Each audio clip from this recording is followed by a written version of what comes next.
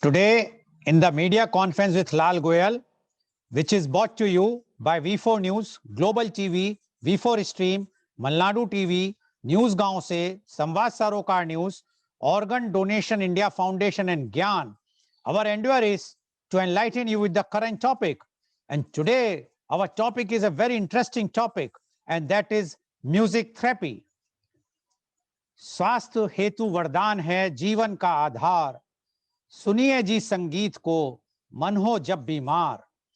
जब बजता हो संगीत, जब सुनते संगीत, दुख हर लेता संगीत, बन जाता मनमीत। सब रोगों की एक दवा है मन माफिक संगीत, हारा मन भी सुन लेता तो वह जाता है जीत। This short poem has been specially written for the today's program by Shri Paramatmanand Pandey Matwala. He is the president Utho Jago Foundation, a journalist and a farmer. And every day he sends a poem, short poem on the topic which will be the topic of media conference with Lal Goyal. Thank you very much, Paramanand Pandey ji, for giving your such type of beautiful poems to start the program. Music is therapy. Music moves people, it connects people in ways that no other medium can. It pulls heart strings, it acts as medicine. Music can lift us out of depression or move us to tears. It is a remedy, a tonic, orange juice for the ear. Music always helps, no matter what you are going through. Music therapy, an allied health profession, is the clinical and evidence-based use of music interventions to accomplish individualized goals within a therapeutic relationship by a professional who has completed an approved music therapy program. Music therapy is a broad field. Music therapists use music-based experiences to address client needs in one or more domains of human functioning: cognitive, academic, emotional, psychological, behavioral, communication, social, psychological, sensory, motor, pain, neurological, and other physical systems, spiritual, aesthetics. Music experiences are strategically designed to utilize the elements of music for therapeutic effects, including melody, harmony, key, mode, meter, rhythm, pitch, range, duration, timbre, form, texture, and instrumentation. Some common music therapy practices includes development work with individuals with special needs, songwriting and listening in reminiscence, orientation work with the elderly, processing and relaxing work, and rhythmic entertainment for physical rehabilitation in stroke victims. Music therapy is used in medical hospitals, cancer centers, schools, alcohol and drug recovery programs, psychiatric hospitals, nursing homes, and correctional facilities. There is a wide qualitative and quantitative research literature base for music therapy. Singing and instrumental activities might have helped species to refine motor skills, paving the way for the development of the executively fine muscle control required for vocal or signed speech. Evidence suggests that music therapy is beneficial for all individuals, both physically and mentally. Benefits of music therapy includes improved heart rate, reduced anxiety, stimulation of the brain, and improved learning.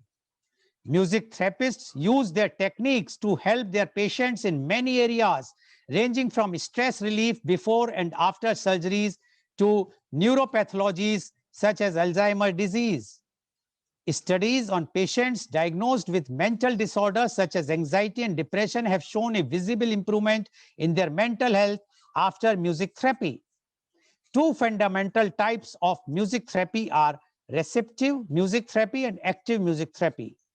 Active music therapy engages clients or patients in the act of making music, whereas receptive music therapy guides patients or clients in listening or responding to live or recorded music. Either or both can lead to verbal discussions depending on client needs and the therapist's orientation. It can improve mood, decreases stress, decreases pain, enhance relaxation, and decreases anxiety. This can help with coping skills. There is also evidence chemistry in one's body may change. For example, lowered cortisol levels. In active music therapy, patients engage in some form of music making, for example, vocalizing, rapping, chanting, singing, playing instruments, improvising, songwriting, composing, conducting. Researchers at Baylor, Scott, and White universities are studying the effect of harmonica playing on patients with COPD in order to determine if it helps improve lung function. Another example of active music therapy takes place in a nursing home in Japan. Therapists teaches the elderly how to play easy to use instruments so they can overcome physical difficulties. Music psychotherapy is a branch of music therapy focused on mental health. It requires advanced training and years of supervised experience. According to Evan Andrews, reporting on the History Channel, ancient flutes carved from ivory and bone were found by the archaeologists. What they were determined to be from as far back as 43,000 years ago. He also stated that the earliest fragment of musical notations is found on a 4,000-year-old Sumerian clay tablet, which includes instructions and tuning for Ham, honoring the rural Lipit star. Music has been used as a healing implement for centuries. Apollo is the ancient Greek god of music and of medicine, and his son Asclepius was said to cure disease of the mind by using song and music. By 5000 BC, music was used for healing by Egyptian priest physicians. Plato said that music affects the emotions and could influence the character of an individual. Aristotle taught that music affects the soul and described music as a force that purified the emotions. The roots of musical therapy in India can be traced back to ancient Hindu mythology, Vedic texts, and local folk traditions. It is very possible that music therapy has been used for hundreds of years in Indian culture. And to discuss this very, very important and relevant topic, that is music therapy, we have a very elite, experienced, learned, and masters of their field panel with us. I would like to invite my first guest, and he is Dr. Rajiv Anand. Dr. Rajiv Anand is the senior psychiatrist and marriage counselor. Dr. Rajiv Anand passed his MBBS in 1976 and did MD in psychiatry in 1980 from King's George Medical College, Lucknow. He opted to serve his country when it was very common to settle abroad for brighter future. He has been serving society with his base in Mumbai. He has clients all over India as well as in many other countries. He was honored with Lifetime Achievement Award by AMA. He has conducted more than 3,000 workshops for different groups and companies with audience size of 10 to 800. His television program on various channels have been widely appreciated for his forthright and practical approach. He is leading in the field of mental and emotional well-being for 40 years. He was president of IMA for 2 times. He was interviewed in several talk shows domestically as well as internationally. Welcome, Dr. Rajiv Anand, on our show. Dr. Rajiv Anand, as you have heard, the report which I read is that music therapy is very good, not only for physically, but mentally. And you being a leading most psychiatrist, you are the real authority to tell us about music therapy. So music therapy, Dr. Rajiv Anand, please. Yeah, good morning, Mr. Lal. I hope I'm audible clearly. Yes, please. Welcome to viewers from Kerala and Karnataka and UP and Bihar and through global TV to other part of the world and live through YouTube and Facebook. And thank you, Mr. Lal, for introduction, and welcome the other 3 guests, panelists today, and all of them in music deeply. They all are veterans in music, while I'm an ordinary human being. I have no formal connection with music. But as a psychiatrist and as a psychotherapist, I have been observing the great role music plays in human life, human miseries and resolution. And I have no qualms in saying it aloud कि हमारी दुनिया में शायद 90% लोग जैसे लोग colour blind होते हैं ऐसे म्यूजिक ब्लाइंड हैं। जैसे लोगों को कलर नजर नहीं आते कि कौन सा कलर क्या है और उनको सब एक ही नजर आता है, ऐसे ही हमारी दुनिया में हम लोग म्यूजिक ब्लाइंड हैं। और ये बात कहने का साहस मैं इसलिए कर रहा हूँ कि म्यूजिक ब्लाइंड एक वर्ड कभी किसी ने सुना नहीं होगा, क्योंकि जब से हम पैदा हुए हैं हमारी पहली आवाज से म्यूजिक शुरू हुआ है हमारी लाइफ में। जब हमने पहली सांस ली थी तो हमने उसको वहां से म्यूजिक शुरू हुआ था और हमने कभी इस चीज को गौर से देखा नहीं कि हमारे चारों तरफ की दुनिया में म्यूजिक बज रहा है, हर पल हर जगह हर तरह से बज रहा है। हम उसे नोटिस नहीं करते, चाहे बच्चों की किलकारी हो, चाहे बच्चों के खेलने का हो, या जब हम कभी गार्डन में जाके बैठे हैं तो वो जो हवा की जो सरसरी सरसराहट आती है हवा की, वो भी नेचर म्यूजिक प्रोवाइड कर रही है। हमने कभी सोचा नहीं कि नेचर ने, प्रकृति ने, भगवान ने, सृष्टि ने हमारे चारों तरफ इतने विविध प्रकार के म्यूजिक के अलग अलग फ्लेवर, अलग अलग टेस्ट पैदा करके रखे हुए हैं, लेकिन चूंकि हम कलर ब्लाइंड हैं इसलिए हमको उसकी समझ नहीं है। इतनी सारी चिड़ियाएं, इतने सारे पक्षी, इतनी अलग अलग तरह की आवाजें, इतना अलग अलग तरह का संगीत बजाते हैं, वो अपनी चहचहाट में आपस में बात करते हैं, लेकिन हम लोग उनको ज्यादा महत्व नहीं देते क्योंकि हमारी अपनी माइंड की लेबोरेटरी में बहुत कुछ चलता रहता है और हम उनको ध्यान नहीं देते। हम कभी कभी ओपन वातावरण में जाके देखें तो पता चलेगा कि इतने तरह का म्यूजिक है, इतने तरह की चिड़ियाएं नहीं और भी जानवर हैं, चाहे वो मेंढक हो, चाहे वो और जानवर हो, उनकी अपनी अपनी आवाजें हैं, अपनी अपनी पिच है। हमने शायद एक दो पक्षी को, तोते को सुन लिया तो हमने कहा ये अच्छा बोलता है। हम किसी नदी के किनारे जाकर बैठे, समुद्र के किनारे जाकर बैठे, वहां भी एक विविध तरह का, एक अलग तरह का संगीत है। हमने अभी तक जितनी हमारी इंटेलिजेंस रही है, जितनी हमारी नॉलेज रही है, हमने संगीत को सिर्फ कर्णप्रियता के हिसाब से सुना है कि टाइम पास होगा, हम गाने सुनेंगे या हम कोई प्रोग्राम अटेंड करेंगे तो हमारा टाइम पास हो जाएगा 2-2.5 घंटे का। हमने कभी उससे आगे गहराई में म्यूजिक को समझने की और म्यूजिक की जो महत्वता हमारी लाइफ में उसको समझने की कोशिश नहीं की। अभी हम लोग सब लोग पढ़े लिखे हो गए तो हमने उसके पीछे कहा म्यूजिक थेरेपी है, मगर थेरेपी वर्ड तो हमने बहुत देर से जाकर कहा। म्यूजिक हमारे जीवन का एक अभिन्न हिस्सा है। मैं अभिन्न हिस्सा कहने की जरूरत इसलिए समझ रहा हूँ कि पूरे विश्व में, पूरी धरती पर शायद ही कोई सभ्यता, शायद ही कोई सिविलाइजेशन, शायद ही कोई कंट्री होगा, शायद ही कोई रिलीजन होगा जहां म्यूजिक का रोल ना हो। और जो लोग कहते भी हैं कि नहीं हमारे यहाँ मौसीकी अलाउड नहीं है, उनके यहाँ भी सूफी संगीत होता है, उनके यहाँ भी कवालियाँ होती हैं, उनके यहाँ भी हर तरह की म्यूजिक होते हैं। तो कोई ऐसी कल्चर नहीं है जहाँ किसी न किसी तरीके से म्यूजिक ना हो और उसका रोल ना समझा गया हो, ना पहचाना गया हो। मिस लाल भी पहचानते हैं कि हम लोग जिस शहर से बिलोंग करते हैं, मथुरा, वृंदावन, वहाँ के जो मंदिर हैं कृष्ण भगवान की, उन मंदिरों में कीर्तन होता है।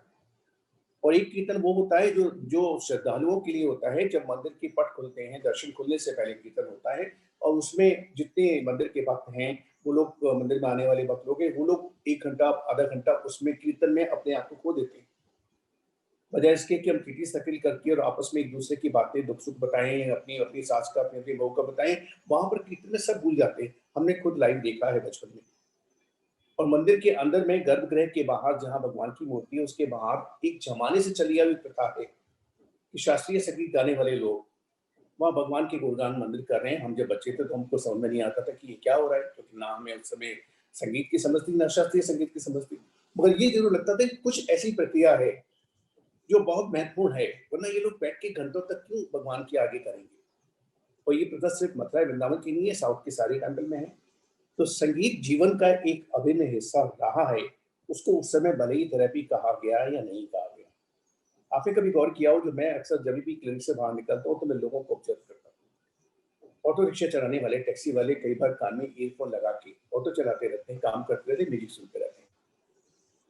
वर्कर लोग जो एम्ब्रॉयडरी का काम करते हैं, 6-6 घंटे, 8-8 घंटे, 10-10 घंटे बैठकर एम्ब्रॉयडरी का काम करते हैं या ज्वेलरी बनाने का काम करते हैं, वो बैकग्राउंड में एफएम चलता रहता है या गान सुनते रहते हैं। इनफैक्ट एफएम की शायद 90% क्लाइंट वो वर्कर हैं, हम और आप नहीं, क्योंकि वो 10-10 घंटे, 12-12 घंटे सुनते हैं एफएम को, इसलिए एफएम इतना पॉपुलर हो गया।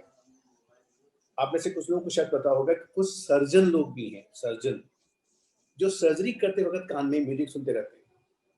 एक मशहूर सर्जन है बॉम्बे की, हार्ट के सर्जन, वो पेशेंट को जब देखते हैं अपने कंसल्टिंग रूम में तो उनके कान में ईयरफोन लगा होता है और वो किशोर कुमार के गाने सुनते रहते हैं और पेशेंट की बात भी सुनते रहते हैं parallelly.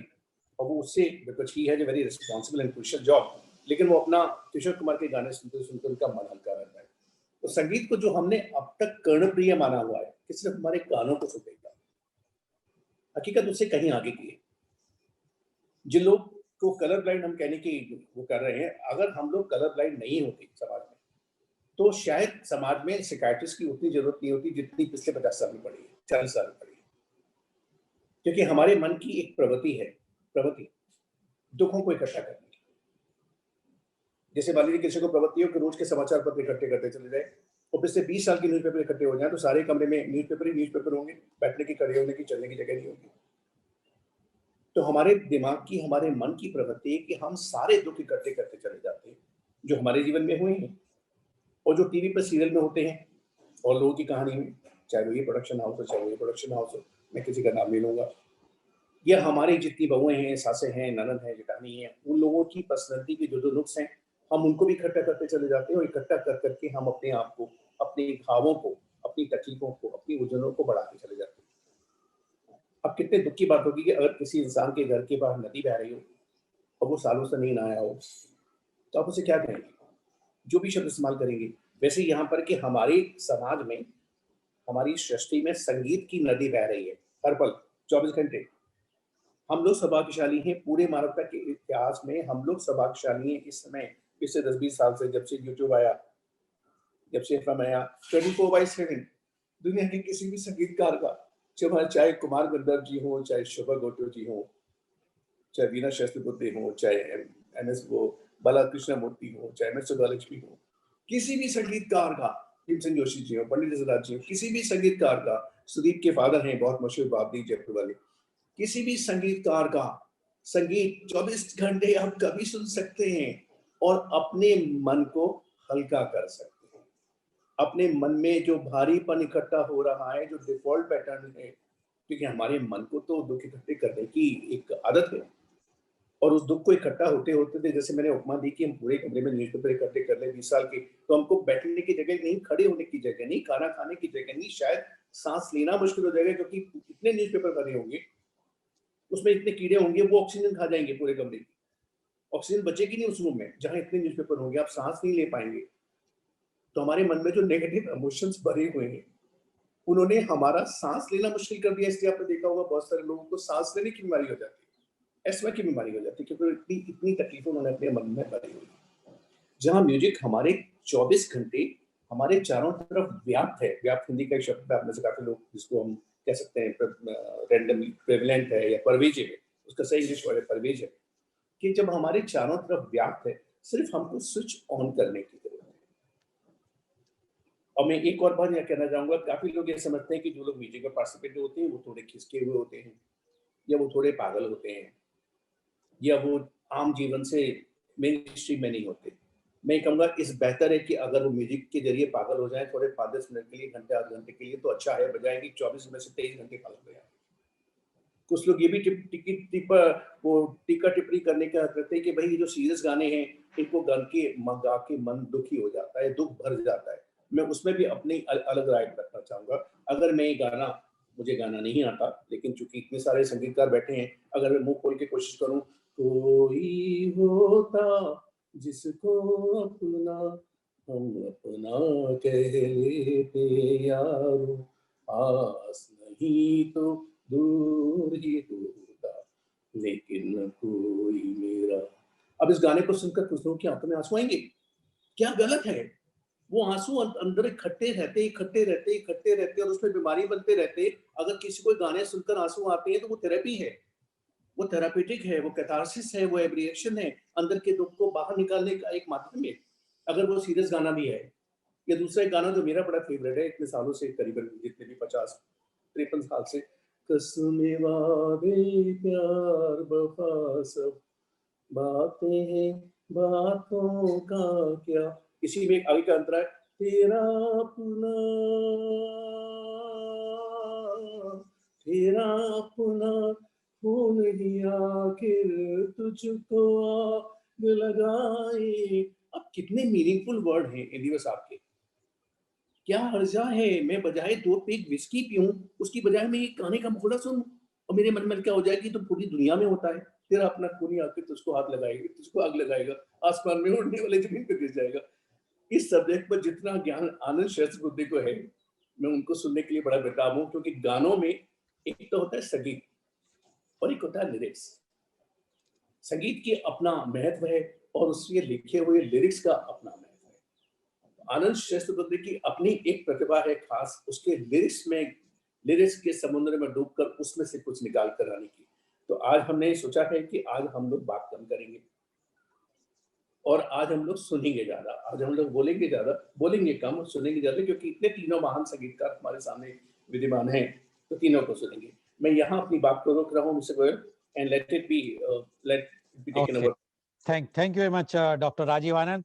Although we decided not to talk much, but because you have spoken in Hindi, so for the benefit of our other viewers globally, I will just summarize what Dr. Rajiv Anand says. He says that from the very beginning, a child, first breath he takes or she takes, the music starts. Another point which he has mentioned is that we are music blind. A new point, new word rather he has coined, because we have heard the color blind, but we have never heard the music blind. And he says the people are not understanding so much music is flowing around them. They should try to enjoy the music. And he has given an example that if you collect the newspapers, 20 years old newspapers, what is going to happen everywhere if the newspapers or the newses are there? But similarly, if you will be not collecting those things and spending some time for the music, listening music or playing music, you will be relaxed. And he has given examples by singing few lines of two popular Hindi music songs. And he says, even if you are crying, if the tears are flowing from your ears, it is good, because your sorrow which is in your heart should come out. If that will come out, it will relax, give you lots of relaxation. So according to Dr. Rajiv Anand, who is a leading psychiatrist, that the music therapy is a very good thing to relax oneself, and one should try to adopt it. And he has given examples of doctors. He says even doctors, leading surgeons, they are also using many times performing the surgery and listening through their AirPods or through the earphones. Similarly, all these auto rickshaw drivers or many of the workers, they are also listening. I can add one thing, Dr. Rajiv Anand. My personal experience, when we were young, we used to listen the radio. At that time, the radio used to be there in the night at 11 o'clock, 11:30, and the songs, and that at that time only we will be able to concentrate for studies. So it's a music. We also found that the music is a very good tool for concentration of study, which right now people feel that it's a distraction. But my personal experience is like this, like you have given your experiences of the temples at Mathura, Vrindavan. Yes, those artis, kirtans, which were played at that time, were really so much engrossive that everyone used to feel that they are totally in some trance state and they are not there where they are. So that type of the advantage of the music, that you forget all the worldly thing for some time, and that is what people want to keep them mentally healthy. Thank you very much, Dr. Rajiv Anand. I have to speak because of Hindi, so I have to try summarize. Otherwise, I also decided that today I will be speaking very, very less.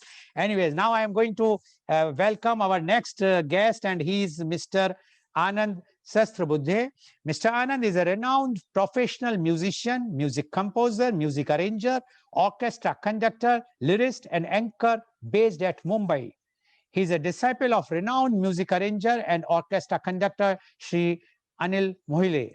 He is the first recipient of Sri Anil Mohile's award in 2003.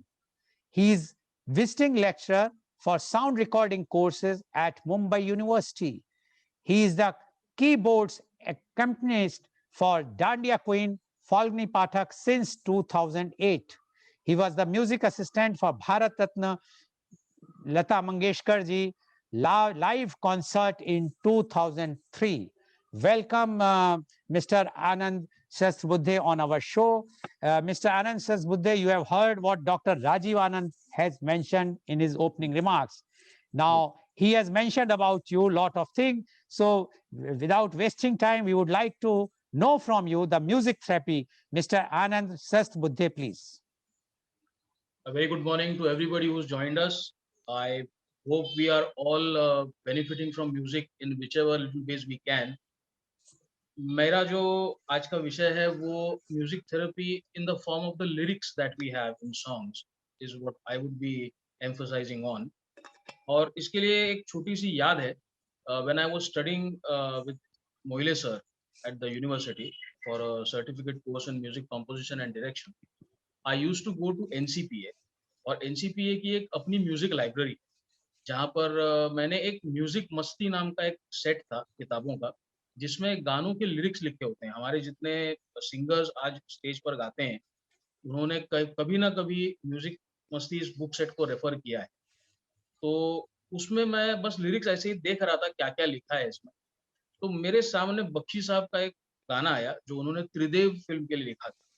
उसकी situation ये है कि villain के camp में जो film की 3 heroines हैं वो डांस कर रही हैं, और जो 3 हीरो है जिनको कैद करके रखा है जेल में, वो जेल तोड़ के निकल के आ रहे हैं उस विलन को मारने के. अब ये जिस तरीके से बख्शी साहब ने लिखा था कि ख्यालों में तुम खो न जाना, मेरे दुश्मनों सो न जाना, कि मदहोश तुम हो न जाना, जरा आज की रात भारी है तुम पे के टूटा है कोई सितारा. ये जब मैंने मीटर पढ़ा टा टा टा टा टा टा टा टा टा, आई वेंट एब्सोल्युटली क्रेजी. और मेरे ख्याल से मैंने कम से कम 20 बार ये एक ही अंतरा उस गाने का वहां पर लगातार मैं पढ़ता रहा. और तब मुझे ख्याल आया कि हम लोगों ने लिरिक्स की तरफ ज्यादा ध्यान दिया ही नहीं. इसमें गलती नहीं है कोई.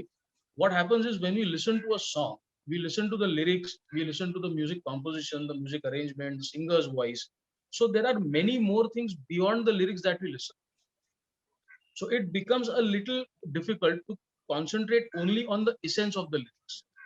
उसके लिए करना क्या पड़ता है कि आप बाकी कोई भी चीज के अलावा उन लिरिक्स को सिर्फ पढ़िए.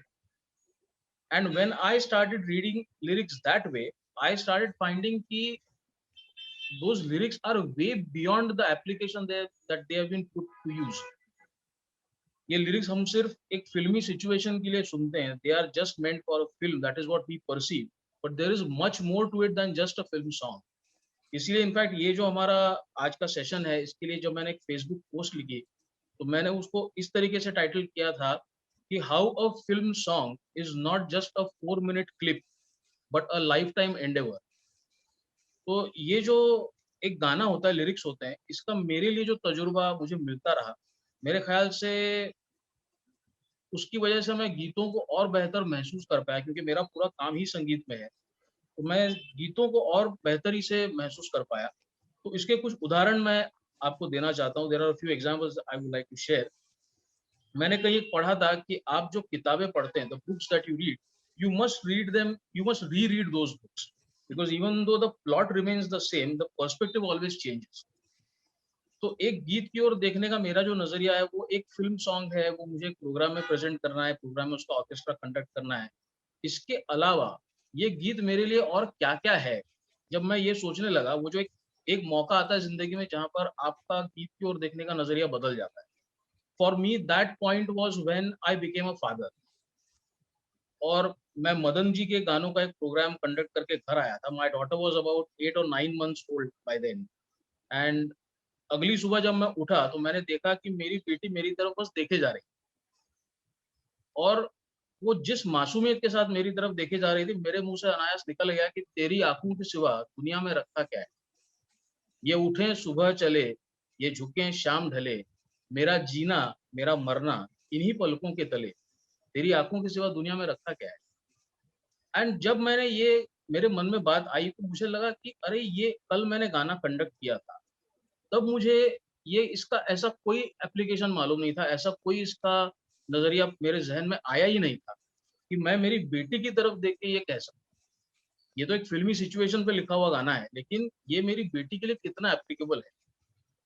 या जब मेरी बेटी अपनी नानी के घर जाती है तो आस पड़ोस में कहीं किसी बच्चे की आवाज आती है, किसी की खेलने की आवाज आती है, बच्चे के रोने की आवाज आती है, तो मेरे मन में अनायास आ जाता है कि जरा सी आहट होती है तो दिल सोचता है कहीं ये वो तो नहीं। अब ये एक फिल्मी सॉन्ग है, लेकिन मेरी जिंदगी का ये ऐसा हिस्सा बन गया कि अब ये मेरी जिंदगी से जुदा नहीं हो सकता। चाहे उसको बनाने वाले, चाहे उसको अंजाम देने वाले लोग इस दुनिया में रहें ना रहें, लेकिन अब ये गीत मेरी जिंदगी का उस वक्त तक हिस्सा है जब तक मैं जिंदा। या जब मेरे पिताजी का इंतकाल हो गया, तो मैं मदन जी के ही गानों का एक प्रोग्राम था, उसके सारे नोटेशन पेपर्स इकट्ठा कर रहा था। तो जब मेरे पिताजी की तस्वीर मेरे सामने थी, तो मेरे मन में वो गीत आया कि तू जहाँ-जहाँ चलेगा मेरा साया साथ। जैसे कि मेरे पिताजी मुझे कह रहे हैं, तुम भले मैं जिस्मानी तौर पर नहीं हूँ, क्योंकि मैं ये मानता हूँ कि मौत जो होती है, वो जिस्म को आती है। एहसास को मौत छू नहीं सकती। The feeling that a person is with you even after that persons death, that death cannot take that feeling away from you. Death can only take a human being away from you. Just the physical aspect. तो ये मेरे मन में आया। अच्छा, उसके बाद मैं पंचमदा के गीतों का एक प्रोग्राम और अगर ये कंडक्ट कर रहा था, मेरी तैयारी चल रही थी उसकी।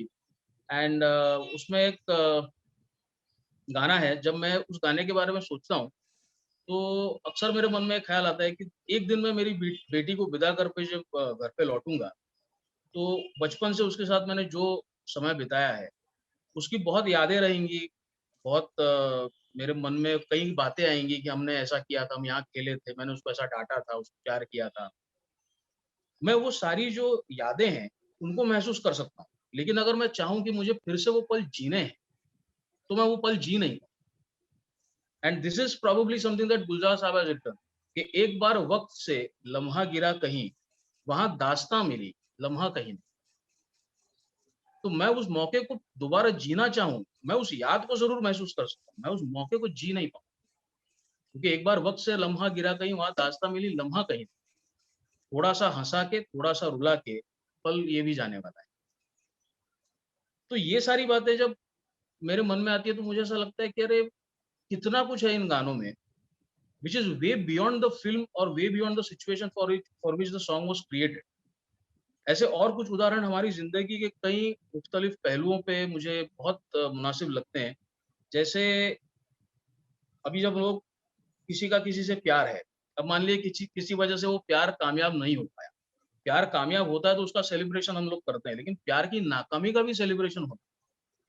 ये हमें कटी पतंग में बख्शी साहब ने सिखाया है कि ये जो मोहब्बत है ये उनका है काम, महबूब का जो बस लेते हुए नाम, मर जाएँ, मिट जाएँ, हो जाएँ बदनाम, रहने दो, छोड़ो भी जाने दो यार हम ना करेंगे प्यार। अरे नहीं बन पाया यार, नहीं कर लेंगे, उसमें क्या बड़ा हुआ? वो प्यार के गम में शराब पी के खुद को डुबो देना and exactly opposite to that Bakshi साहब के अल्फाज़ कि रहने दो, छोड़ो भी, जाने दो यार, हम ना करेंगे प्यार। I mean why do you want to complicate the entire thing? अभी कुछ लोगों का प्यार कामयाब होता है, जैसे लाइफ़ में कुछ लोग सक्सेसफुल होते हैं, कुछ नहीं होते। किसी का प्यार कामयाब हुआ, किसी का नहीं हुआ, so what's the big deal? ये इतनी आसानी से उन्होंने कह दिया, ये सारे सबक ही तो हैं। या उन्होंने वो जो अंतरा लिखा कि गाड़ी का नाम ना कर बदनाम, पटरी पे रख के सर को। गाड़ी का नाम ना कर बदनाम, पटरी पे रख के सर को, हिम्मत ना हार, कर इंतज़ार, आ लौट चले घर को। ये रात जा रही है, वो सुबह आ रही है, गाड़ी बुला रही है, सीटी बजा रही है, चलना ही ज़िंदगी है, चलती ही जा रही है। छोटी-छोटी बातों पर हमारे हौसले को हार के अगर हम जान देने लग जाएँगे, तो फिर भगवान ने जो हमको बनाया, उसकी तो मेहनत ज़ाया हो गई ना। तो ये ऐसे कुछ सबक हैं जो उनके गीतों में उन्होंने इतनी आसानी से दे दिए। या हम लोग अक्सर कहते हैं कि किसी ने हमारे बारे में अगर कुछ अ, भला-बुरा कह दिया, "अरे! उसने मेरे बारे में ऐसे कैसे कह दिया? वो क्या समझता है अपने आप को? मैं ये हूँ, मैं वो हूँ, वो कैसे कह सकता है मेरे लिए?" बख्शी साहब ने कितनी सीधी-सी बात कह दी कि कुछ रीत जगत की ऐसी है, हर एक सुबह की शाम। अभी आप अपने करियर में किसी भी बुलंदी पर रहें, वो कभी न कभी खत्म होना है, कहीं न कहीं तो there is always a downfall. कुछ रीत जगत की ऐसी है, हर एक सुबह की शाम हुई। तू कौन है? तेरा नाम है क्या? सीता भी यहाँ बदनाम। मतलब हम सादे-सीधे इंसान हैं, आज हैं कल नहीं रहेंगे। जहाँ सीता माई को लोगों ने नहीं छोड़ा, वहाँ तुम और मैं क्या चीज़ हैं? तो ये जो सारे गीत हैं, जब मैं इनको सुनता हूँ तो मुझे लगता है कि ये ज़िंदगी का फ़लसफ़ा है। These are philosophies of life which have been so beautifully and so poetically described. There is so deep truth in them. और मैं मेरा जो ये मेरी जो ये सोच है, अभी जो मैं कह रहा हूँ, उसका समापन मैं बस एक बात से करना चाहूँगा कि मेरे पिताजी को जब बिफोर ही passed away, he had to be put on the ventilator. Ventilator पे रखने के बाद जब वो गुज़र गए, मैं कुछ 6 दिन तक उनको लगातार जाके देखता रहा। बात-वात तो कुछ होती नहीं थी, लेकिन मैं समझ नहीं पा रहा था कि ये इंसान ज़िंदगी से जूझ रहा है कि मौत से जूझ रहा है। और आखिर जब वो चले गए, तो मुझे हॉस्पिटल से फ़ोन आया कि ही हैज़ पास्ड अवे और आप अभी हॉस्पिटल में आ जाइए। तब बख्शी साहब का एक अंतरा है, एक गीत का, कि एक आह भरी होगी, हमने न सुनी होगी। एक आह भरी होगी, हमने न सुनी होगी। जाते-जाते तुमने आवाज़ तो दी होगी। हर वक़्त यही है गम, उस वक़्त कहाँ थे हम? कहाँ तुम चले गए? मैं बस इतना चाहता हूँ कि हमारे फ़िल्मों में जो गीत लिखे गए हैं, अगर हम उनको अपनी ज़िंदगी का हिस्सा बना सकते हैं, तो वो ज़िंदगी के कई सवालात जवाब बनकर खुद आपके सामने चले आएँगे। मैंने एक शेर लिखा था कि 2 लफ्ज़ों के बीच जगह इसीलिए छोड़ते हैं, 2 लफ्ज़ों के बीच जगह इसीलिए छोड़ते हैं कि पढ़ने वाला उसमें पाए कुछ अनकहा, कुछ अनसुना। मेरी यही प्रार्थना है कि हमारे जितने सुनने वाले हैं, आप जब एक फ़िल्मी गीत को सुनते हैं, उसके लिरिक्स को पढ़िए, आपको रीडिंग बिटवीन द लाइन्स का एक नया मतलब वहाँ समझ में मिलता है। Thank you so much. Thank you very much, Mr. Anand Sasrabudhe. And what he said is that the music and especially the songs, the lyrics, what is written in the film industry, one should read. And once you will read, you will come to know what is the real meaning. And those songs or the lyrics, if you see to it that in your life, the lyrics are coming, whenever any occasion is happening, you will find that those lyrics, different lyrics are fitting on your different life phase, and that is going to give you a relaxation. You will find that you are not alone. You will find, like he has given example when his father passed away. He mentioned about the song that tu jahan jahan bhi chalega. So that means that the father is saying to him, conveying a message that I am always with you. Now, according to him, the music is having that power, the strength, music and the lyrics, that they will give you a company always with you. If you know the meaning of those lyrics, if you understand the lyrics, then you will never feel alone. And whenever there is a difficult situation, you will find that the lyrics are giving you that compassion, that you will be again try to recover and come back again in a very, very good mood. And that's what the message which Mr.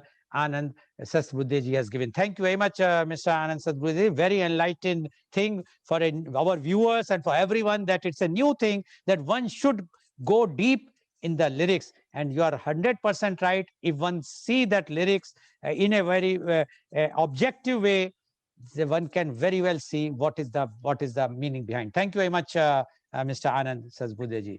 Now I would like to invite my next guest, and he is Mr. Sudeep Jaipurwale. Mr. Sudeep Jaipurwale is the renowned classical vocalist and playback singer at Mumbai. Mr. Sudeep Jaipurwale is the son of renowned music teacher Pandit Bhavdeep Jaipurwale ji. Mr. Sudeep has sung for legendary maestro A.R. Rahman in the super hit film Mom, starrer Sridevi, Nawazuddin and Akshay Khanna. Mr. Sudeep's first playback song was with Bharat Ratna Lata Mangeshkar ji in the movie Shyam Ghanshyam. Mr. Sudeep has sung in the prestigious TED talk show hosted by Shah Rukh Khan. Mr. Sudeep is also the grand jury member of TV reality show Sare Gama Pa. Mr. Sudeep has sung in MTV Unplugged Session 4 with music director Mithun. Mr. Sudeep have also designed the tarana for the famous song Ghar More Pardesiya, which reached more than 60 million viewers on YouTube. Mr. Sudeep have also performed Hindustani, classical, bhajan, ghazal and Bollywood songs in India and abroad. Welcome, Mr. Sudeep Jaipurwale on our show. Mr. Sudeep Jaipurwale, you have heard what Dr. Rajiv Anand has mentioned about the music therapy, and Mr. Anand has mentioned about the lyrics, importance of lyrics in the life of a human being, and how the lyrics can play a very, very important role to remove the mental tensions and give you such types of enlightenment that one can start living in a very full of zeal. Now, we would like to know from you the music therapy. Mr. Sudeep Jaipurwale, please. Hello, everyone. I'm very happy to be here discussing such an important topic, music therapy. Music is not a hobby. It is a very essential part of our lives. In fact, I feel that the importance of music to many of us have been seen during the lockdown. During the lockdown, music played a very important role while everyone was at home. Most of us were listening to music, learning music, and helping ourselves to be calm, to be positive through many songs or any vocalist, listening to any vocalist. Also, I feel the importance of raga, Hindustani classical music, or be it Carnatic classical music or Western classical music, plays a very important role in giving us the necessity of what we lack through our lives. For example, there are different ragas which has different ras, be it Shringar ras, Karun ras, Shant ras.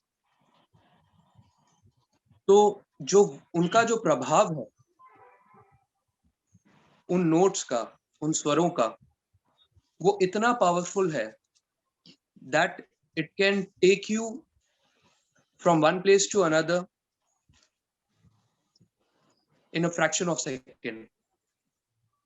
For example, I won't say a lot, I'll sing it to you. Rag Bhim Palasi is usually sung in the afternoon.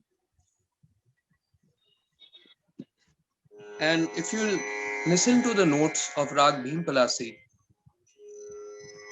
I'll sing a bandish, and then of the same raga, I'll sing a Bollywood song. So you'll get to notice कि जो पहले के जो music directors थे वो रागों पर बहुत ही ज्यादा अहमियत देके, बहुत ही ज्यादा इम्पोर्टेंस देके अपने सॉन्ग्स को कंपोज करते थे.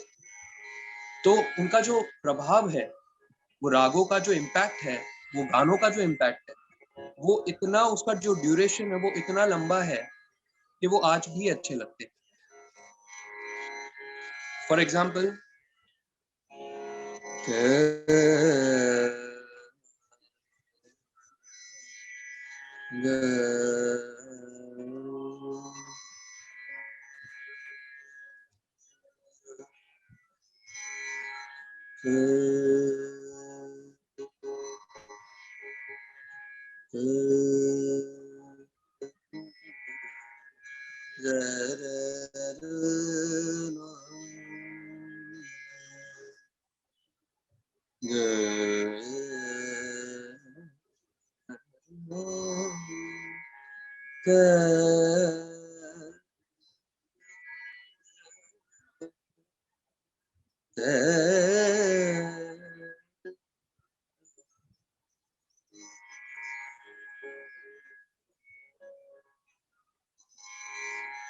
तेरू लाल नहीं माने रे माई, तेरू लाल नहीं माने तेरी माई, जात नाही देत पनिया भर, लाल नहीं माने तेरी माई. ऐसो नट खट मग में झगरो करत सुनत खट मग में झगरो करत समझावत हरि रे माई तेरू लाल नहीं माने तेरी माई तेरू लाल तेरो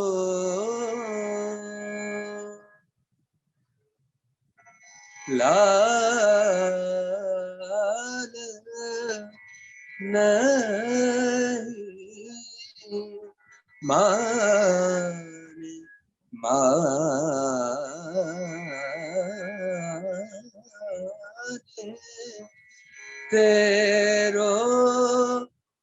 लाल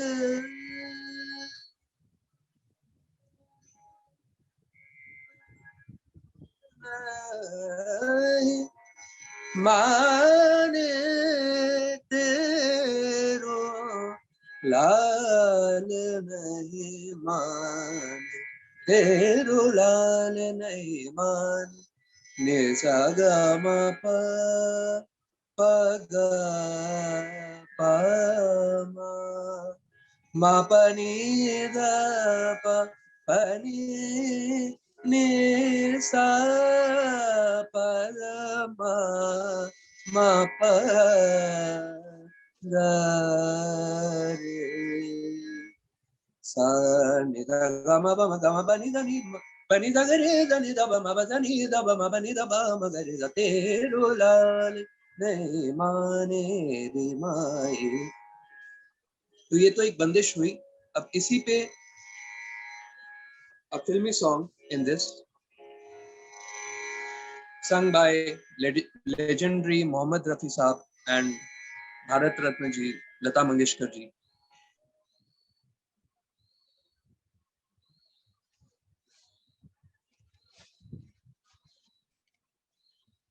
तो मिल गए हो तो ये लगता है कि जहां मिल गया कि जहां मिल गया एक भटके हुए राही को कारवां मिल गया तुम जो मिल गए हो तो ये लगता है कि जहां मिल गया कि जहां मिल गया बैठो ना दूर मुझसे देखो खफा ना हो किस्मत से मिल गए हो मिल के जुदा ना हो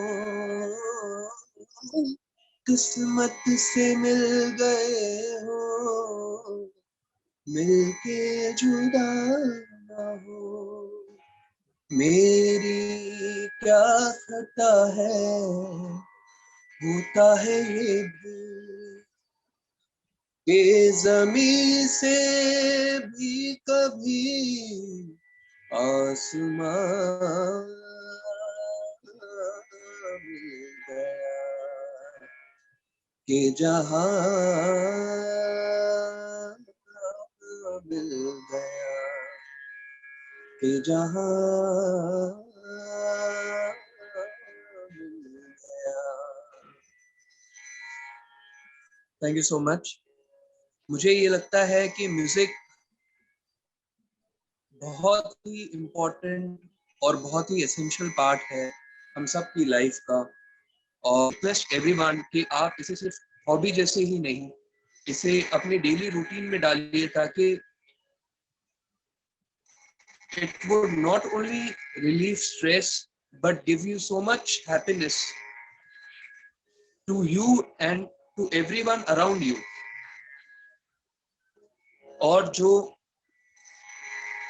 म्यूजिक के नोट्स हैं, म्यूजिक के जो स्वर हैं, उनमें ही इतनी ताकत है, इतनी शक्ति है कि आप अगर कुछ ना गाएं या कुछ सिर्फ आंख बंद करके तानपुरे के साउंड को भी अगर सुनेंगे तो भी आपको बहुत रिलैक्स फील होगा।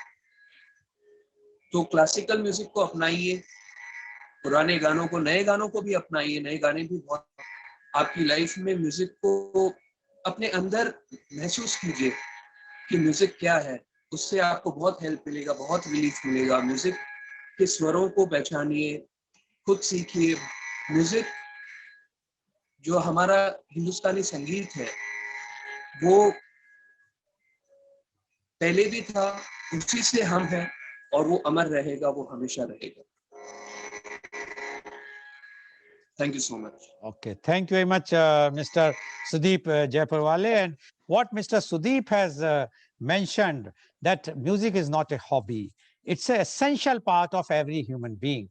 And he has displayed, or rather played Tanpura with the Bandish he has sung. And he said that this rag, which was used in the Bollywood also, and he sang that song also. And he says that if you will listen these types of music, even if you just listen the music of tanpura or any other instrument, you will feel such a soothingness in yourself. And his advice is that everyone should feel the music inside their own self. And if they will feel the music, then definitely lots of anxiety, lots of problems will go away. So according to Mr. Sudeep Jaipurwala, that if a person is feeling the music, then there are lots of diseases can be either not there, or the severity will not be there. Thank you very much, Mr. Sudeep, for giving us such a new dimensions, and as well as the bandish you have sang, and as well as the song which you have sang. It's a very, I will say, without it using a track, singing a song is also a very good art, and it's really a talent. Thank you very much for showing your talent also. Now I would like to invite my next guest, and she is Miss Soumya Verma. Miss Soumya Verma is the renowned professional singer based at Mumbai. She started singing at the age of 5 and passed Sangeet Visharad from Bhatkhande Sangeet Mahavidyalaya, Lucknow at the tender age of 12. She is on the approved artist list of All India Radio, Lucknow and Kolkata. She is the approved RJ for All India Radio Mumbai for FM Gold. She won around 200 special prizes in various state levels and All India singing competitions. She was awarded Best Upcoming Singer Trophy from Naushad Sahib at Delhi. She has performed around 3,000 shows in Mumbai and outside Mumbai, and performed with various celebrity music directors and singers. She sang in many albums. She sang for Hindi films. She sang in around 50 dubbed South Indian films. She can sing in different languages. She performed on many TV channels and in FM radio city concerts. She was awarded Women Achievers Award for 2017. Welcome, Ms. Soumya Verma, on our show. Ms. Soumya Verma, you have heard earlier Dr. Rajiv Anand, then Mr. Anand Sahasrabudhe, as well as Mr. Sudeep Jaipurwale.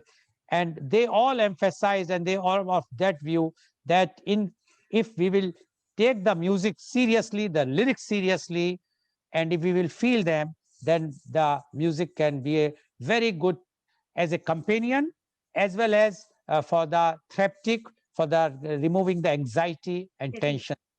Now we would like to know from you on music therapy, Miss Soumya Verma, please. Thank you so much for your kind words. सबसे पहले तो सभी को नमस्कार, good morning. Well, as the topic for today is music therapy, I would like to begin with these 4 lines. संगीत है शक्ति ईश्वर की, हर सुर में बसे हैं राम, रागी जो सुनाए रागिनी, रोगी को मिले आराम. What I'm trying to say कि हम मंदिर जाते हैं, मंत्रोच्चार होता है, शंख बजते हैं, घंटे बजते हैं, हम कलाकार अपने कार्यक्रमों की जो शुरुआत होती है वो गणेश वंदना, सरस्वती वंदना के साथ करते हैं। And not only Hinduism but all are other religions also. कहीं अजान सुनाई देती है, कहीं गुरबानी सुनाई देती है, कहीं गिरजाघर से आवाज आ रही है। ये सब जो है एक पॉजिटिव साउंड वाइब्रेशंस क्रिएट करते हैं और जिससे मन को सुकून मिलता है, शांति मिलती है। तो मेरे ख्याल से कि आज के इस टाइम पे जब हम इतनी स्ट्रेस्ड आउट लाइफ जीते हैं, भागा दौड़ी है, मैंने सुना राजीव जी को, लाल साहब को, कि लोगों में एंगर है, एंजाइटी है, इम्पेशंस है। डॉक्टर्स बेहतर जानते हैं कि लोग ट्रैंक्विलाइजर्स, एंटी डिप्रेसेंट्स और भी तरह-तरह के जो स्ट्रेस रिलीविंग सब्सटेंस है उसका यूज़ करते हैं। ऐसे में अगर कोई चीज़ है जो आपकी मेंटल हेल्थ पे इफ़ेक्ट करती है विदाउट एनी साइड इफ़ेक्ट्स, आपको मेंटल पीस दे रही है, तो आई थिंक इससे बड़ा फ़ायदा तो म्यूज़िक का हो ही नहीं सकता, म्यूज़िक थेरेपी का, कि एज़ यूनिवर्सल वे में हम देख पा रहे हैं कि वो किस तरह से फ़ायदा दे रही है, music as a stress relieving therapy. ये तो हुआ इसका एक पहलू। अब दूसरी पहलू की तरफ हम देखें कि कई बार ऐसा लोगों के मन में सवाल आता है कि मेंटल हेल्थ तो चलो है ही, आजकल बहुत उस पे स्ट्रेस भी दे रहे हैं स्पेशली पेंडेमिक के बाद। लेकिन क्या फिजिकल हेल्थ पर म्यूजिक का कुछ इफेक्ट है, म्यूजिक थेरेपी का हो सकता है कि नहीं? तो मैं जितना जानती हूँ कि रिसर्चेस चल रहे हैं और काफी सारे डिस्क्लोजर्स, काफी सारे फाइंडिंग्स सामने आए हैं। वन ऑफ द फाइंडिंग्स जो मैं आज पॉइंट आउट करना चाहूंगी, थोड़ा सा स्पिरिचुअली कनेक्टेड है ये पॉइंट, और वैसे भी कहते हैं कि संगीत तो ऊपर वाले की इबादत होती है, उसकी आराधना है। तो जैसे संगीत में 7 सुर होते हैं, सा रे गा मा पा धा नी, वैसे ही हमारे शरीर में 7 चक्र होते हैं और हर एक चक्र, हर एक सुर एक चक्र को स्टिमुलेट करता है। जैसे कि हम समझें अगर कि जो षडज है सा, वो मूलाधार चक्र को, जो ऋषभ है रे, वो स्वाधिष्ठान चक्र को, जो गंधार है ग, वो मणिपुर चक्र को, मध्यम मा अनाहत, पंचम पा विशुद्ध, धैवत धा आज्ञा और निषादनी सहस्रार। तो ये 7 सुर 7 चक्र को स्टिमुलेट करते हैं और जब ये चक्र स्टिमुलेट होते हैं तो उससे रिलेटेड अगर कोई बीमारी होती है तो वो क्योर होने की संभावना बढ़ जाती है। अगर जैसे मैं एग्जाम्पल के तौर पे हम समझे कि आज मैंने एक राग चुनी है, राग यमन। अब राग यमन बहुत ही बेसिक राग है। जैसे हम स्कूल में एबीसीडीज के साथ शुरुआत करते हैं तो हम जो संगीत शुरू करते हैं तो शुरुआती दौर में ये राग सीखते हैं, लेकिन इतनी इम्पोर्टेंट राग है कि हम इसको स्किप करके आगे नहीं बढ़ सकते। तो हम राग यमन के थ्रू मणिपुर चक्र, जो हमारा थर्ड चक्र है, उसको स्टिमुलेट कर सकते हैं। और कैसे स्टिमुलेट करेंगे? क्योंकि ग गंधार से, जैसे मैंने बताया, मणिपुर चक्र स्टिमुलेट होता है और यमन में ग एक प्रोमिनेंट स्वर होता है, तो उसके थ्रू हम उसको स्टिमुलेट करेंगे। और अगर हम इसका साइंटिफिक रिजल्ट देखें, साइंटिफिक बेनिफिट देखें कि अगर मणिपुर चक्र आपका स्टिमुलेट हो गया तो उसके थ्रू आपके जो पैनक्रियाज है और एंडोक्राइन ग्लैंड, ये स्टिमुलेट होते हैं।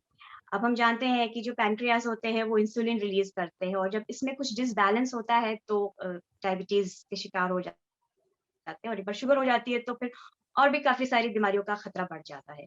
तो ये बैलेंस बन जाता है। दूसरी तरफ जो एंडोक्राइन ग्लैंड है वो स्टिमुलेट होंगे तो उससे जो पावर रिलीजिंग, आपका एनर्जी रिलीजिंग मानते हैं, तो आपको उसकी भी बहुत जरूरत है, because you got to do so many things and for that you need a lot of stamina. तो अगर हम राग यमन करेंगे तो एक चक्र हम उसके थ्रू स्टिमुलेट कर सकते हैं। तो मैं एक थोड़ा सा एक झलक देना चाहूंगी राग यमन की, कि अब कैसे उसको यूज कर सकते हैं।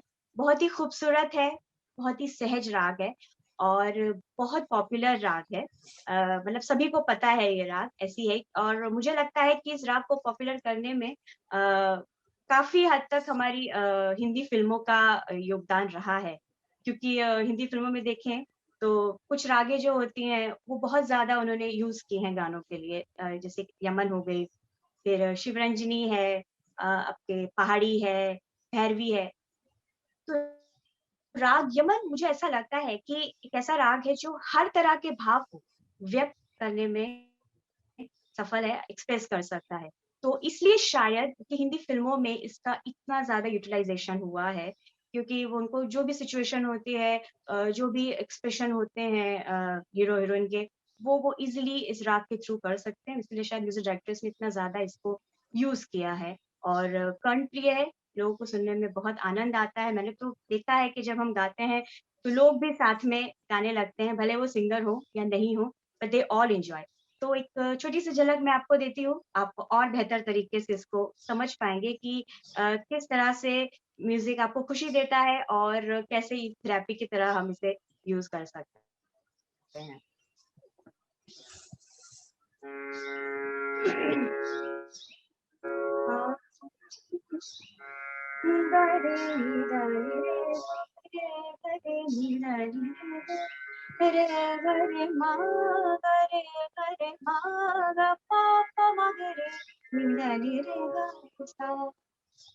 अब देखिए ये है यमन का एक थोड़ा-सा कि अगर आपको किसी से प्यार का इज़हार करना हो, तो आप कह सकते हैं एहसान तेरा का मुझ पर दिल चाहता है वो कहने को मुझे तुमसे मोहब्बत हो गई है मुझे पलकों की छाँव में रहने एहसान तेरा होगा मुझ पर चंदन सा चंचल चितवन धीरे से तेरा ये मुस्काना मुझे दोष न देना जग मानो मुझे दोष न देना जग मानो हो जाऊं मैं दीवाना। केजी का गाया हुआ गाना है। एक अगर किसी से कुछ दुख है, सैडनेस है, तो भी हम कह सकते हैं आस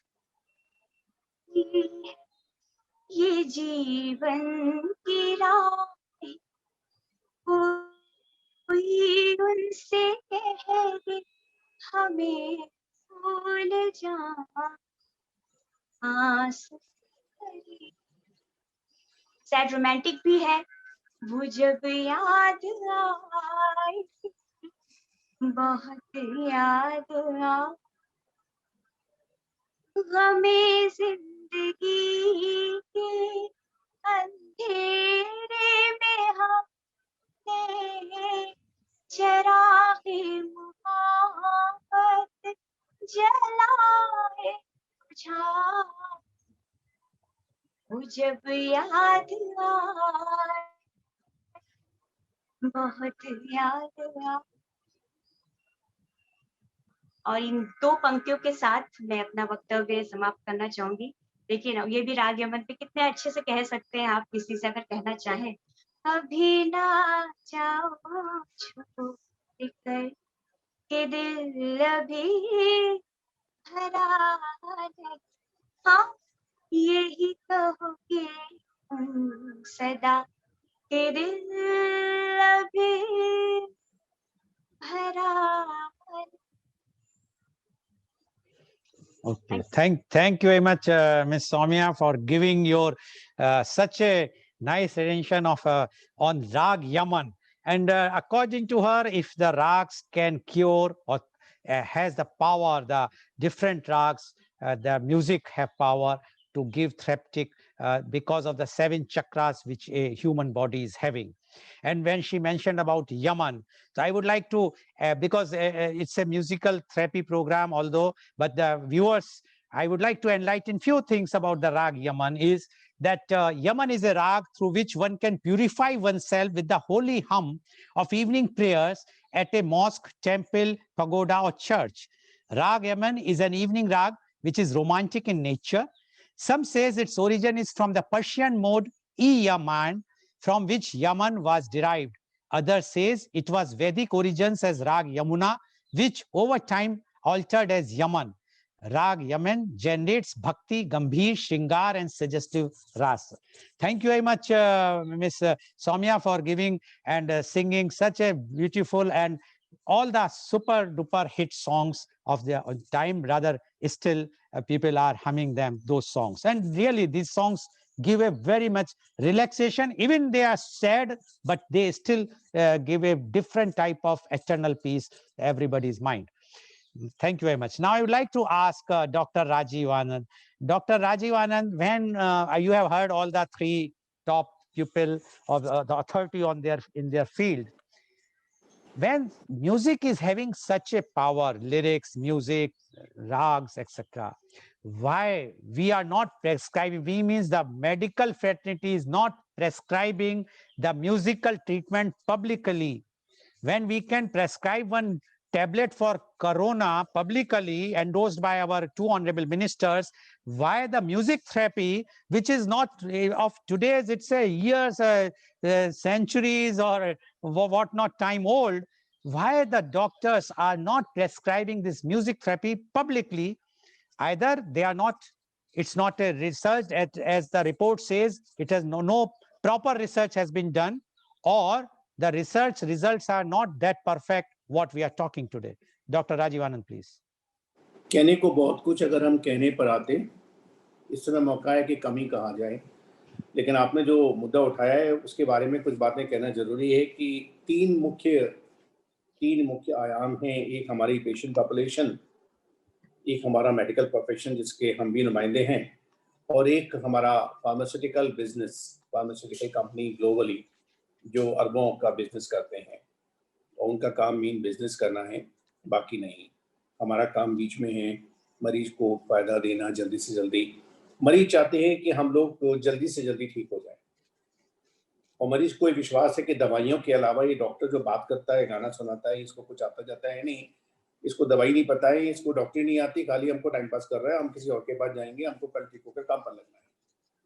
तो ज्यादातर मरीजों को shortcut, instant fix, immediately relieving treatment चाहिए। हाँ, ये बात भी उसके साथ में इसी सांस में कहना जरूरी है कि बहुत तेजी से बहुत बड़ा वर्ग निकल कर आ रहा है जो संगीत के महत्व को समझ रहा है और उसको सही तरीके से यूज कर रहा है। दूसरी बात मेडिकल प्रोफेशन की, मेडिकल प्रोफेशन जो है वो काफ़ी तेज़ी से इवॉल्व हुआ है पिछले 50 साल में, तभी तो हम लोग आज यहाँ प्रोग्राम कर रहे हैं। तो इतने बड़े विशाल भारत देश में कितनी जगहों पर म्यूजिक थेरेपी के बारे में चर्चा होती है ऑफिशियली किसी मंच पर, आज हम लोग प्रोग्राम कर रहे हैं, इसलिए कर रहे हैं कि मेडिकल प्रोफेशन इवॉल्व हो रहा है। हाँ, yet long way to go. और जहाँ तक फार्मास्यूटिकल बिजनेस का, इंडस्ट्री का सवाल है, उसके बारे में यहाँ कोई औचित्य नहीं है कि उसके बारे में हम कुछ कहें, बिना कहे भी बहुत कुछ कहा जा सकता है, वो भी आप समझ सकते हैं। अगली बात यह है कि मैं एक अनुरोध सबसे करना चाहूंगा। कुछ शब्द हिंदी के बहुत दिनों के बाद उपयोग में आते हैं, उनमें से एक अनुरोध भी बहुत दिन के बाद जवान पर आया है। एक अनुरोध उन सब लोगों से करना चाहूंगा इस प्रोग्राम को देख रहे हैं बिहार में, यूपी में, केरला में, कर्नाटक में, कि आपके पास क्लियर चॉइस है। आपको एसएससी में 10 दिन तक छत देखनी है, आपको लंबा चौड़ा इलाज कराना है, आपको लाखों रुपए खर्च करने हैं, उसके बाद भी पक्का नहीं है कि आप पूरी तरीके से स्वस्थ हो पाएंगे। आपको अपने आप को असहाय समझना है 5, 10, 15, 20 साल जाने से पहले, या आपको मेडिक्लेम कराना है।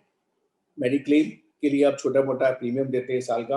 मैं आपसे सिर्फ एक अनुरोध कर रहा हूँ, आधा घंटा किसी भी तरह का संगीत सुनिए, किसी भी तरह का जो आपके मन को भाए, जो आपकी प्रवृत्ति से, आपके स्वभाव से रेजोनेट करे, स्पंदन रेजोनेट करे, जिसमें आप खो जाएं, आप जुड़ जाएं और खो जाएं।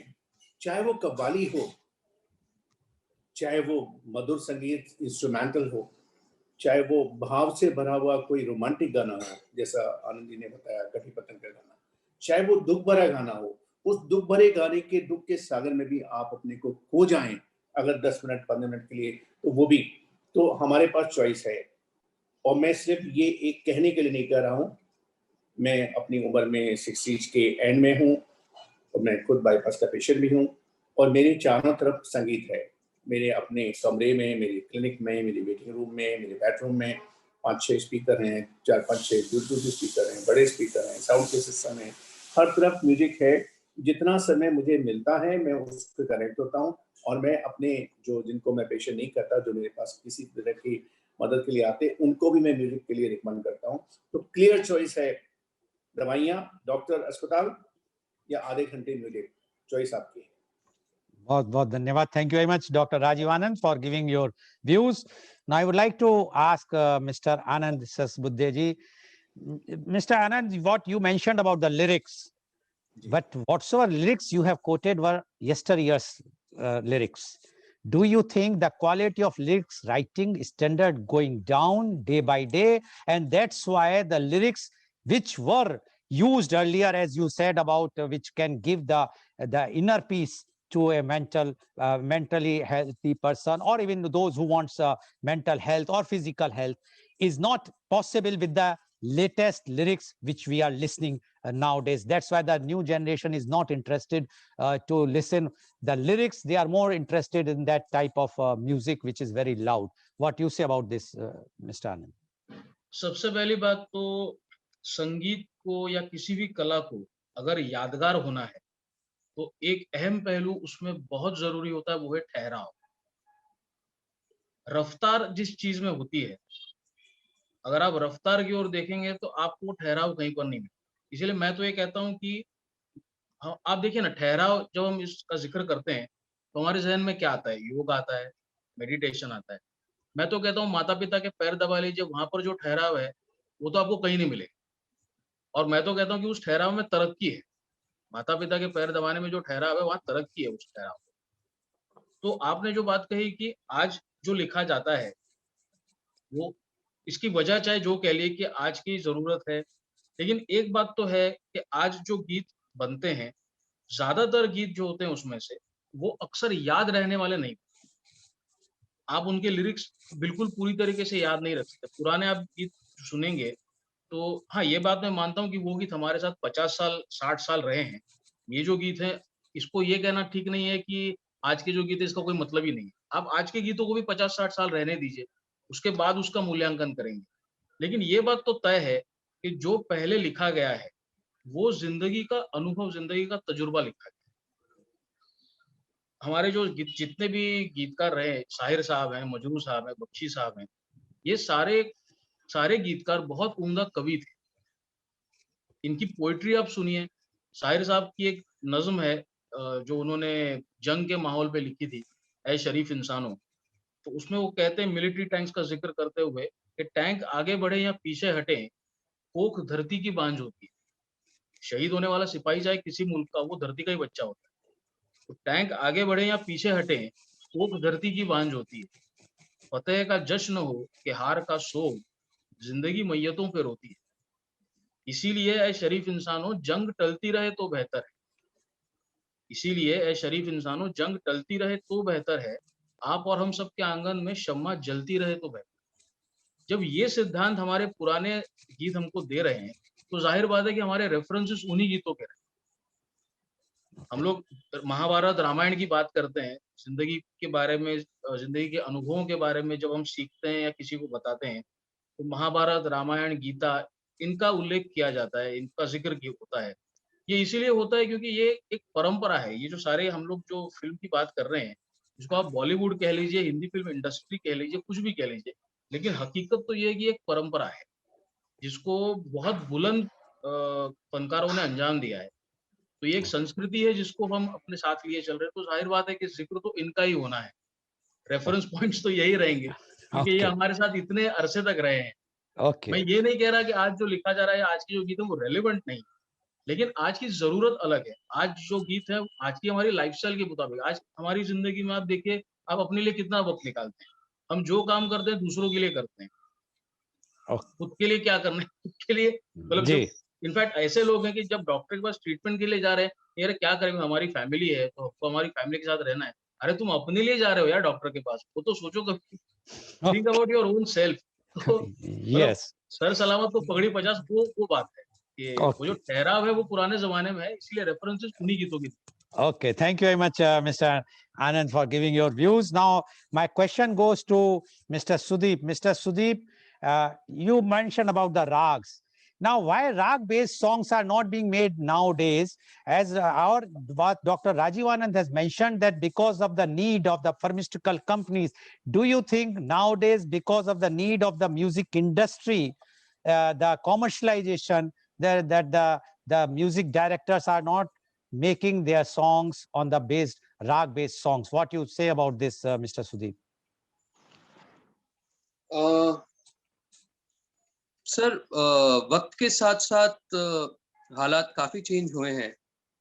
पहले का जो दौर था म्यूजिक का, उसमें काफी ट्रेनिंग को बहुत इम्पोर्टेंस दिया जाता था कि जो अपना जो घर का होमवर्क है, जो रियाज है, जो सीखना है, वो इतना पहले के म्यूजिक डायरेक्टर्स हों, सिंगर्स हों, उतना स्ट्रांग था कि अपने जो बेस को वो इतना ज्यादा पक्का कर लेते थे कि वो किसी भी तरीके का, किसी भी जॉनर का गाना गाएं, वो उसमें उतने ही सक्षम लगते थे कि वो बस उसी जॉनर के लिए बने हुए हैं जैसे, क्योंकि उनका बेस इतना स्ट्रांग था। हिंदुस्तानी क्लासिकल हो, कर्नाटक क्लासिकल हो या फिर वेस्टर्न क्लासिकल हो।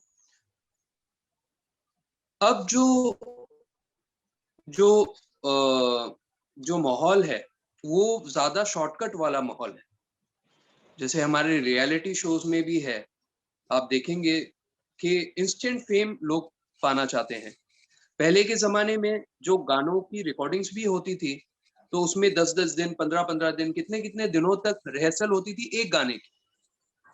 सिंगर्स आके, बहुत सारे म्यूजिशियंस आके, और फिर उसे वो लाइव एक टेक में वो गाना रिकॉर्ड करते थे विदाउट एनी रीटेक्स। अगर कुछ गलती हो गई तो पूरा गाना फिर से दोबारा स्टार्ट से उनको डब करना पड़ता था, रिकॉर्ड करना पड़ता था।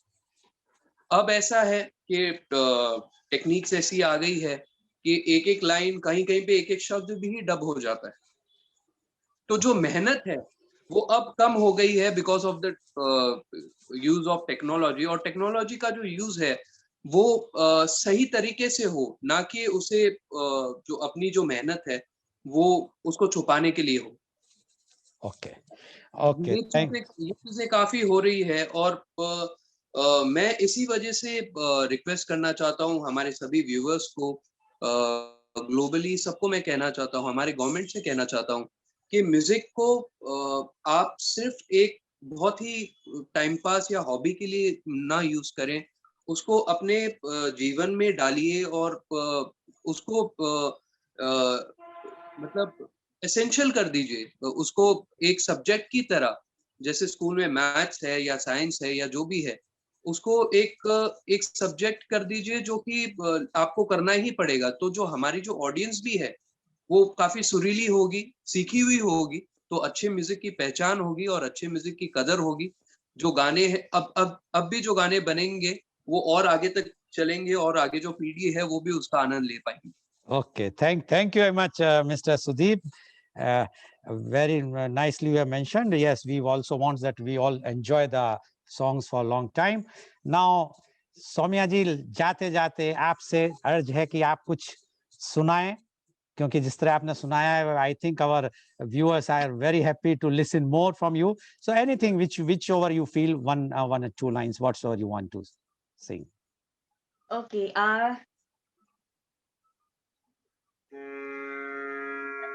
तो चलिए मैं ऐसा करती हूँ कि क्योंकि लिरिक्स के ऊपर काफी सारे बात हुई, हमें आनंद जी ने बहुत एनलाइटन किया आज। तो और रागों के ऊपर बात हुई, जैसा कि सुदीप जी ने कहा, और थोड़ा सा उसके क्या प्रभाव है एज म्यूजिक थेरेपी।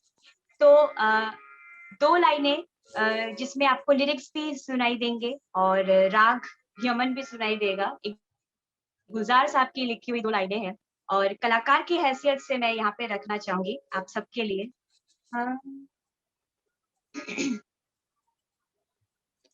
नाम जाएगा, चेहरा ये बदल जाएगा, मेरी आवाज़ भी पहचाने कर याद।